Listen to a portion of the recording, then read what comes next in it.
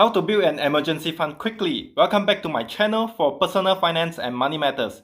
Remember to hit the subscribe button and turn on the notification bell. I'll upload video very frequently. Alright, and let's dive into how to build an emergency fund quickly. Hi, my name is Louis, your financial educator. Having an emergency fund is a necessity. Think of it as a shock absorber for the bumps of life, one that will keep you from adding to the load of debt you most likely already carry. The coronavirus outbreak has shone a giant spotlight on the difference having an emergency fund makes when a crisis hits. Watch on for details on how to build an emergency fund and just how much you'll need to save for it. What will you need? While some call having 1 to 2 months' wages in reserve ideal, most financial experts say that the recommended emergency fund amount should cover 3 to 6 months worth of household expenses. That's a great idea and a key part of any sound financial plan, but it also requires some effort to achieve. The first step in the process is to figure out how much you spend each month. So in this step, you have to know your figure very well. How much is your monthly expenses? How much are your monthly commitments, the fixed expenses, and the variable expenses? The clearer you know about your figure, the better you can quickly work on saving your emergency fund. And yes, be as quickly as possible if you know your number well. List down your fixed expenses, for example, utility bills, mortgage payment or rental payment, loans payment, insurance payment, and any other fixed expenses. At the same time, list down all your variable expenses, for example, daily food consumption, transportation costs, etc. And how much I work out my own emergency fund. I'm currently renting a house and the rental is about $600, utility is about $50, car loan payment is about $150, student loan payment $100, and there are all my fixed expenses $900. When it comes to my variable expenses, I list down to daily budgeting, that is $30 per day. That includes petrol, food, etc. So that is about $900 in variable expenses. And you might be wondering, why are my expenses so affordable? The reason is I'm living in Malaysia. Yes, my monthly budget is about $1,800, and to be safe, I have to save 6 months of my monthly expenses as an emergency fund. And I like to round it up to $2,000 multiplied by 6 equals to $12,000 in my emergency fund. Once you have worked out your budget, you may feel household expenses may be higher or lower than the average. There is no doubt that even 3 months worth of expenses is a big number. One look at that number and the average person's first reaction is, I can't come up with that kind of money. You might be wondering, why so much? The fact is that the amount of money required to populate a proper emergency fund is certainly significant, but we live in uncertain times with uncertain economies, especially in the wake of the coronavirus. Corporate loyalty is a thing of the past, and unemployment can happen unexpectedly, usually at the worst possible moment. Even without a global crisis, emergencies such as sudden illness or disability, major car repairs, or a new roof can be expensive. And there is never a good time for these things to happen. While it's probably true that you don't have an extra $12,000 or $15,000 or $20,000 lying around, everything is relative. Even 6 months worth of expenses is a puny number compared to the amount you will need to save for retirement. And there's not a savvy investor out there who bucks at the idea of stashing away so much money that he or she will never need to work again. When compared to what you'll need over the course of 20 years or 30 years in retirement, 6 months worth of expenses doesn't look so much.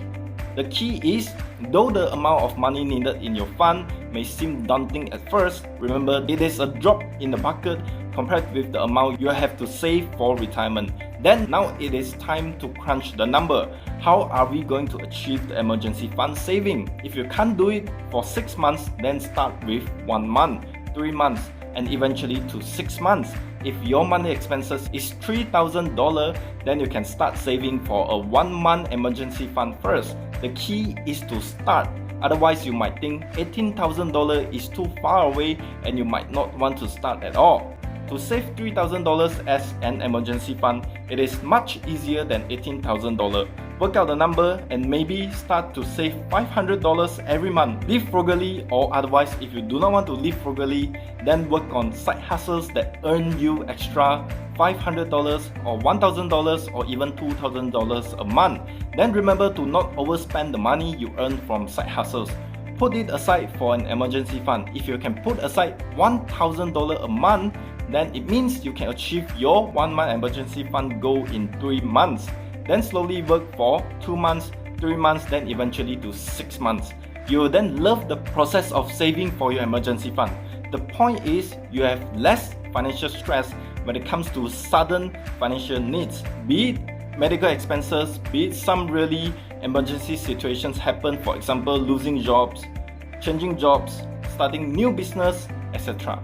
As mentioned before, once you know your figure, it's time to put it into action.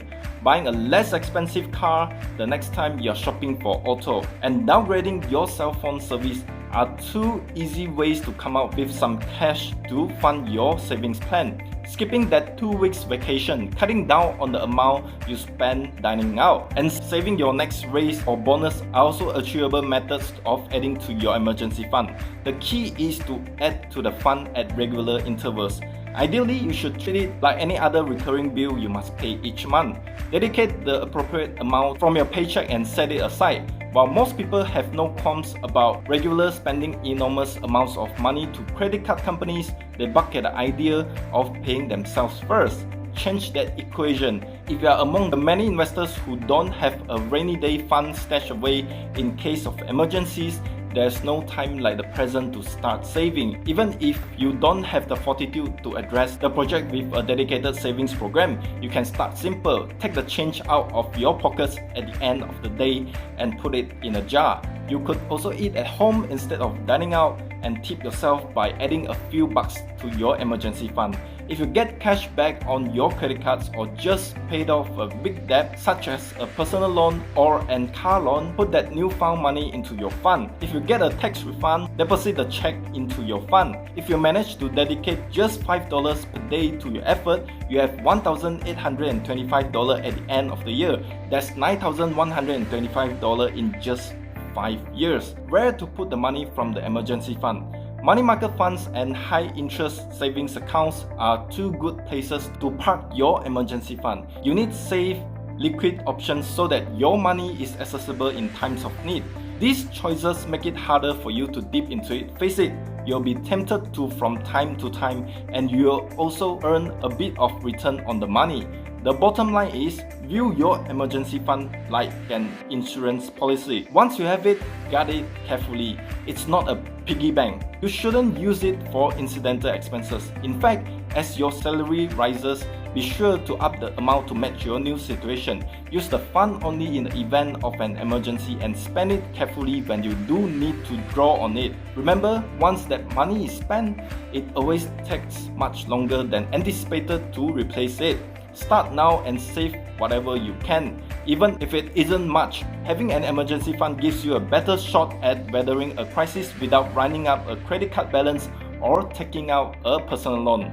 Thanks for watching this video. Remember to like this video and subscribe to my channel if you like to watch more contents like this. See you in the next video.